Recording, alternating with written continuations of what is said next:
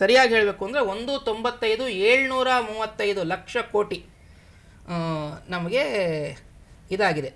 GST collection July ತಿಂಗಳಲ್ಲಾಗಿದೆ. 1,95,000 ಕೋಟಿ ರೂಪಾಯಿಗಳು GST collection ಆಗಿರುವಂಥದ್ದು.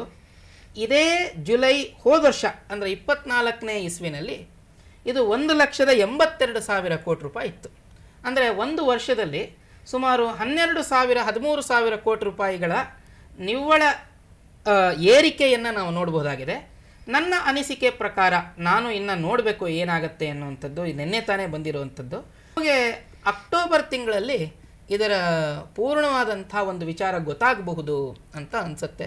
ಆದರೆ ಕೇಂದ್ರ ಸರ್ಕಾರ ಈ ಕಳೆದ ಸುಮಾರಷ್ಟು ವರ್ಷಗಳಿಂದ ಈ ವಿಚಾರವಾಗಿ ತುಂಬ ಗಣನೀಯವಾಗಿ ಸ್ಥೂಲವಾಗಿ ನೋಡ್ಕೊಂಡು ಬಂದಿರುವಂಥದ್ದು ಬೇಜವಾಬ್ದಾರಿಯಿಂದ ಈ ರೇಟ್ಗಳನ್ನು ಕಮ್ಮಿ ಮಾಡಿದೆ ಅಂತ ನನಗೆ ಯಾವುದೇ ರೀತಿಯಾದಂಥ ಸಂಶಯ ಇವತ್ತಿಗಿಲ್ಲ.